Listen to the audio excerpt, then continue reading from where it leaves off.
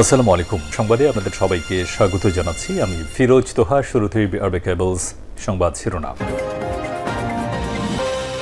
বাংলাদেশের সর্বশেষ গুরুত্বপূর্ণ আপডেট সংবাদে আপনাকে স্বাগত। শুরুতেই সংবাদ শিরোনাম, পরে বিস্তারিত। শুরুতেই জানিয়ে দিব, অন্তর্বর্তীকালীন সরকারকে সহযোগিতা দিতে প্রস্তুত জাতিসংঘ। শান্তিতে নোবেল বিজয়ী অর্থনীতিবিদ ডক্টর মোহাম্মদ ইউনূসের নেতৃত্বে গঠিত নতুন অন্তর্বর্তীকালীন সরকারের জন্য জাতিসংঘের দরজা খোলা। সংস্থাটি নতুন সরকারের সঙ্গে তাদের কার্যক্রম অব্যাহত রাখবে বলে জানিয়েছে।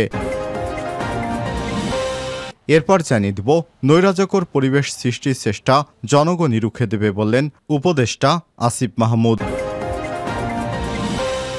জানিয়ে দিব, সংগ্রাম এখনও শেষ হয়নি, সবাইকে ঐক্যবদ্ধ থাকার আহ্বান জানিয়েছেন বিএনপির মহাসচিব মির্জা ফখরুল ইসলাম আলমগীর। এরপর জানিয়ে দিব, আওয়ামী লীগ নেতাকর্মীদের ছোড়া গুলিতে বিএনপিপন্থী আইনজীবীর মৃত্যু। কুমিল্লায় আওয়ামী লীগ নেতাকর্মীদের গুলিতে আহত বিএনপিপন্থী আইনজীবী আবুল কালাম আজাদের মৃত্যু হয়েছে। বৃহস্পতিবার নগরীর ট্রমা সেন্টার হাসপাতালে নিবিড় পরিচর্যা কেন্দ্রে আইসিইউতে চিকিৎসাধীন অবস্থায় তিনি মারা যান। ইন্না লিল্লাহি ওয়া ইন্না ইলাইহি রাজিউন। এবারে জানাবো, ইসলামী ব্যাংকের পর্ষদ ভেঙে দিতে গভর্নরকে চিঠি। এস আলম গ্রুপের হাত থেকে ইসলামী ব্যাংককে রক্ষা এবং এ সংক্রান্ত নানা উদ্যোগ নেওয়া হচ্ছে। এর অংশ হিসেবে ব্যাংকটির পর্ষদ ভেঙে দিতে গভর্নমেন্টকে চিঠি দিয়েছে ব্যাংকটির কর্মকর্তা কর্মচারীরা। এতে কয়েকশো কর্মকর্তা কর্মচারীর সম্মতি রয়েছে। এবং সর্বশেষ জানিয়ে দিব, শিক্ষার্থীদের ট্রাফিকের দায়িত্ব থেকে সরে যাওয়ার আহ্বান জানালেন সার্জিস আলম। শিক্ষার্থীদের ঢাকাসহ দেশের বিভিন্ন এলাকায় ট্রাফিকের দায়িত্ব থেকে সরে যাওয়ার আহ্বান জানিয়েছেন বৈষম্য বিরোধী ছাত্র আন্দোলনের কেন্দ্রীয় সমন্বয়ক সার্জিস আলম। শুক্রবার 16 আগস্ট বেলা 11টার দিকে সংবাদ সম্মেলনে তিনি এই আহ্বান জানান। বৃহস্পতিবার ধানমন্ডি 32 নম্বরে ঘটে যাওয়া ঘটনার প্রসঙ্গে সার্জিস আলম বলেন, 15 আগস্ট উপলক্ষে কেউ যদি ধানমন্ডিতে ফুল দিতে যেতে চায় তাহলে তাকে বাধা দিতে পারে না। যারা সেখানে অস্থিতিশীল পরিস্থিতি সৃষ্টি করেছে তাদের বিরুদ্ধে ব্যবস্থা গ্রহণ করতে হবে। প্রিয় দর্শক, এতক্ষণ শুনছিলেন সংবাদ শিরোনাম, এবারে বিস্তারিত। তবে তার আগে বন্ধুরা, অনুরোধ থাকবে এই সংবাদটিতে একটি লাইক দিন। আর এই চ্যানেলে আপনি নতুন হয়ে থাকলে আমাদের সংবাদটি দেখতে দেখতে চ্যানেলটি সাবস্ক্রাইব করে রাখুন, যাতে করে বন্ধুরা আমাদের পরবর্তী লেটেস্ট আপডেট সংবাদগুলো সবার আগে আপনার কাছে পৌঁছে যায়। আর বন্ধুরা, কমেন্ট করে জানিয়ে দিন এই সংবাদ সম্পর্কে আপনার মূল্যবান মতামত। জানিয়ে দিন বন্ধুরা, এই সংবাদটি আপনি বিশ্বের কোন দেশ থেকে বা বাংলাদেশের কোন স্থান থেকে দেখছেন এবং শুনছেন। এবারে বিস্তারিত।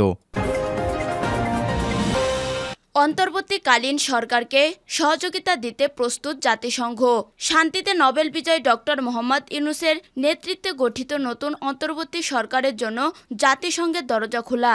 সংস্থাটি নতুন সরকারের সঙ্গে তাদের কার্যক্রম অব্যাহত রাখবে বলে জানিয়েছে। বৃহস্পতিবার জাতিসংঘের সাধারণ পরিষদ অধিবেশনে বিভিন্ন ইস্যু নিয়ে ব্রিফিংয়ে একথা বলেন মুখপাত্র মনিকা গেরিল। জাতিসংঘের সাধারণ পরিষদ অধিবেশনের সভাপতি জাতিসংঘের স্থানীয় সংবাদদাতা মুশফিকুল ফজল আনসারির এমন প্রশ্নের জবাবে এ মন্তব্য করেন। সংস্থাটির মুখপাত্র মনিকা গেরিলের কাছে জানতে চান, ডক্টর ইউনূসকে নিজেদের অংশীদার মনে করেন জাতিসংঘ, সেই প্রেক্ষিতে এই সরকারকে কিভাবে দেখছেন। জবাবে তিনি বলেন, জাতিসংঘ সাধারণ পরিষদ অধিবেশনের সভাপতির দরজা ডক্টর ইউনূসের নেতৃত্বাধীন নতুন সরকারের জন্য খোলা। বাংলাদেশের জন্য তিনি সাধারণ পরিষদ অধিবেশনের সভাপতি অব্যাহতভাবে কাজ করে যাবেন।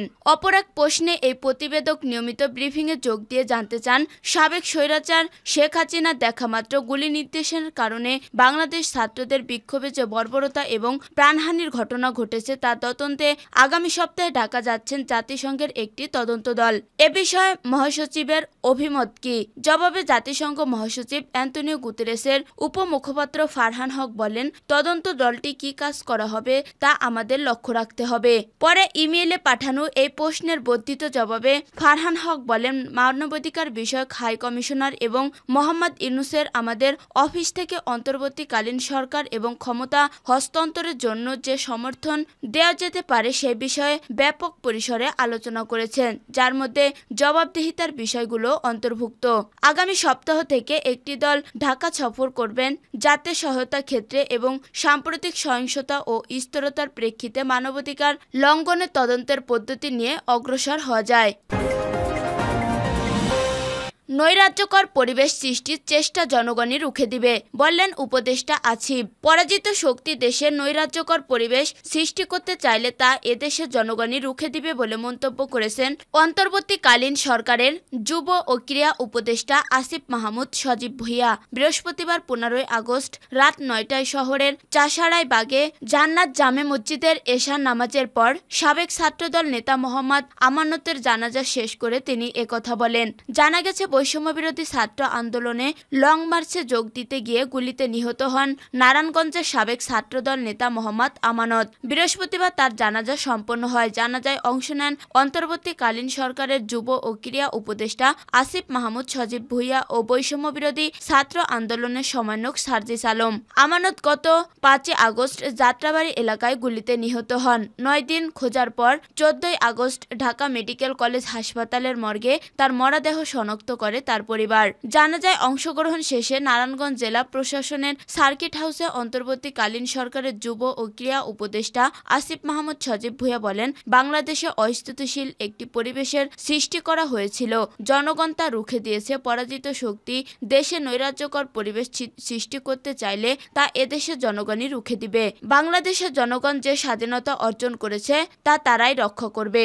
এদিকে বৈষম্যবিরোধী ছাত্র আন্দোলনের সমন্বয়ক সার্জিস আলম বলেন, আমেরিকায় বসে সজীব ওয়াজেদ জয় ভারতকে সময় দিচ্ছে 3 মাসের মধ্যে দেশে নির্বাচন নিশ্চিত করতে। সজীব ওয়াজেদ জয় মনে হয় ভুলে গেছেন বাংলাদেশ একটি গণতান্ত্রিক দেশ। দেশে কবে নির্বাচন হবে তা ঠিক করবেন এদেশের জনগণ। তাদের সরকার গত 16 বছর গণতন্ত্র চর্চা করেননি বলে এখনো তারা মনে করছে এমনই রয়ে গেছে। সেই যুগ এদেশের ছাত্র সমাজ পরিবর্তন করে ফেলেছে। এদেশের জনগণই তাদের স্বাধীনতা রক্ষা করতে সবকিছু ঠিক করবে। এ সময় ছাত্রদল নেতা আমানতের জানাজায় নারায়ণগঞ্জের বিভিন্ন রাজনৈতিক দল, বিভিন্ন ছাত্র সংগঠন, সামাজিক সংগঠন সহ বিভিন্ন শ্রেণী পেশার মানুষ অংশ নেন। সংগ্রাম শেষ হয়নি, সবাইকে ঐক্যবদ্ধ থাকার আহ্বান মির্জা ফখরুলের। সংগ্রাম শেষ হয়নি বলে জানায় বিএনপির মহাসচিব মির্জা ফখরুল ইসলাম আলমগীর। শুক্রবার 16 আগস্ট সকালে রাজধানী নয়াপল্টন বিএনপির কেন্দ্রীয় কার্যালয়ের নিচতলায় দোয়া মাহফিল অনুষ্ঠানে প্রধান অতিথির বক্তব্যে তিনি এ আহ্বান জানান। বিএনপির চেয়ারপারসন ও সাবেক প্রধানমন্ত্রী বেগম খালেদা জিয়ার 80তম জন্মবার্ষিকী উপলক্ষে এই দোয়া মাহফিলের আয়োজন করে বিএনপি। বিএনপির চেয়ারপারসন বেগম খালেদা জিয়ার লড়াইয়ের বর্ণনা তুলে ধরে মির্জা ফখরুল বলেন, বিশ্বের কোনো নারী নেত্রী গণতন্ত্রের জন্য এমনভাবে লড়াই করেননি। ঘর থেকে বের হয়ে এসে স্বৈরাচারের হাত থেকে দলকে রক্ষা করেছে এই গৃহবধূ। আন্দোলন করে সেই স্বৈরাচার এরশাদকে পতন করে গণতন্ত্র পুনরুদ্ধার করেছিলেন। তিনি যা দিয়েছিলেন সেটি দলকে অনুসরণ করা দরকার। সাহসে অবিচল ছিলেন তিনি। নির্বাচনের পর জনগণের সরকার প্রতিষ্ঠা হলে আমরা সফল হব।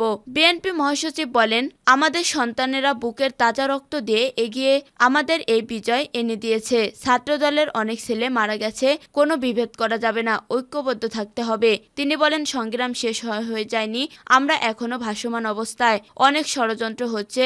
শেখ হাসিনা ভারতে বসে আছেন, সেখান থেকে ষড়যন্ত্র করে যাচ্ছেন। আমাদের সতর্ক থাকতে হবে, ঐক্যবদ্ধ থাকতে হবে। খুব শীঘ্রই বিএনপি চেয়ারপারসন বেগম খালেদা জিয়াকে চিকিৎসার জন্য দেশের বাইরে নেওয়া হবে, জানান মির্জা ফখরুল। বিএনপির চেয়ারপারসন বেগম খালেদা জিয়ার সুস্থতা ও যারা আন্দোলনে শহীদ হয়েছেন তাদের রুহুর মাগফিরাতে কামনা করে বিশেষ দোয়া করা হয়।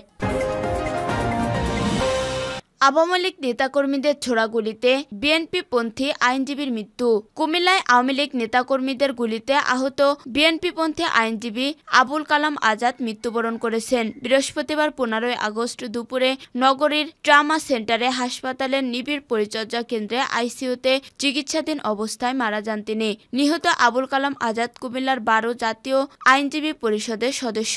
নিহতের পরিবার সূত্রে জানা গেছে, গত 5 আগস্ট শেখ হাসিনার দেশত্যাগের পর কুমিল্লার সর্বস্তরের মানুষ আনন্দ উদযাপন করতে রাস্তায় নেমে আসে। উৎসব শেষে বাসায় ফিরছিলেন সিনিয়র আইনজীবী কাইমুল হক রিঙ্কু, তার ছেলে শফিউল হক আলবি, আরফানুল হক আরবি এবং জাতীয়তাবাদী আইনজীবী পরিষদ ও কুমিল্লা বারের সংসদ সদস্য আবুল কালাম আজাদ। এ সময় নগরীর মোগলটুলি এলাকায় 5 নম্বর ওয়ার্ডের কাউন্সিলর ও আওয়ামী লীগ নেতা সৈয়দ রায়হান আহমেদের নেতৃত্বে আওয়ামী লীগের নেতাকর্মীদের তাদের লক্ষ্য করে গুলি ছোড়ে। এতে অ্যাডভোকেট আবুল কালাম আজাদ কোমরের গুলিবিদ্ধ হন, আর আইনজীবী কাইমুল হক রিঙ্কু এবং তার 2 ছেলে মাথা ও শরীরের বিভিন্ন স্থানে আঘাতপ্রাপ্ত হন। পরে স্থানীয়রা আহতদের উদ্ধার করে কুমিল্লা ট্রামা হাসপাতালে ভর্তি করেন। সেখানে চিকিৎসাধীন অবস্থায় বৃহস্পতিবার দুপুরে আবুল কালাম আজাদ মারা যান। কোতোয়ালী মডেল থানা পুলিশের ওসি ফিরোজ আহমেদ বলেন, এ ঘটনায় 5 জন এজেহার নমনীয় সহ 20 থেকে 25 জনের বিরুদ্ধে মামলা দায়ের করা হয়েছে। এতে কাউন্সিলর রায়হান আহমেদকে প্রধান আসামি করা হয়েছে। আসামিদের গ্রেপ্তারের চেষ্টা চলছে। ইসলামী ব্যাংকের পর্ষদ ভেঙে দিতে গভর্নরকে চিঠি। এস আলম গ্রুপের হাত থেকে ইসলামী ব্যাংককে রক্ষা করতে নানা উদ্যোগ নেওয়া হচ্ছে। এরই অংশ হিসেবে ব্যাংকটির পর্ষদ ভেঙে দিতে গভর্নরকে চিঠি দিয়েছেন ব্যাংকটির কর্মকর্তা কর্মচারীরা। এতে কয়েকশো কর্মকর্তা কর্মচারীর সম্মতি রয়েছে। বৃহস্পতিবার 15 আগস্ট গভর্নর বরাবর পাঠানো চিঠিতে কর্মকর্তা কর্মচারীদের পক্ষে সই করেছেন ব্যাংকের senior executive vice president SM Rezaul Karim. চিঠিতে বলা হয়, আপনি ইতিমধ্যে পত্র পত্রিকা সহ বিভিন্ন গণমাধ্যম মারফত দেশের সর্ববৃহৎ ব্যাংক ইসলামী ব্যাংক বাংলাদেশ PLCর বর্তমান অবস্থা সম্পর্কে অবগত হয়েছেন। ব্যাংকটির বোর্ড অব ডাইরেক্টরস ও কতিপয় অসাধু কর্মকর্তা যোগসাজে ব্যাংকের তহবিল লুটপাটের কিছু চিত্র বিভিন্ন গণমাধ্যমে প্রকাশিত হয়েছে। আমরা মনে করি বাস্তব অবস্থা এর চেয়েও ভয়াবহ। দীর্ঘদিন এই লুটপাটের ধারা অব্যাহত রাখার কারণে ব্যাংকের স্বাভাবিক কার্যক্রম পরিচালনা করা কঠিন হয়ে পড়েছে এবং ব্যাংকটির প্রতি আস্থার সংকট দেখা দিয়েছে। জানা গেছে, ব্যাংকের সাবেক পরিচালকদের একটি অংশ ইসলামী ব্যাংকের বর্তমান পরিচালনা পর্ষদ ভেঙে দেওয়ার দাবি জানিয়েছে।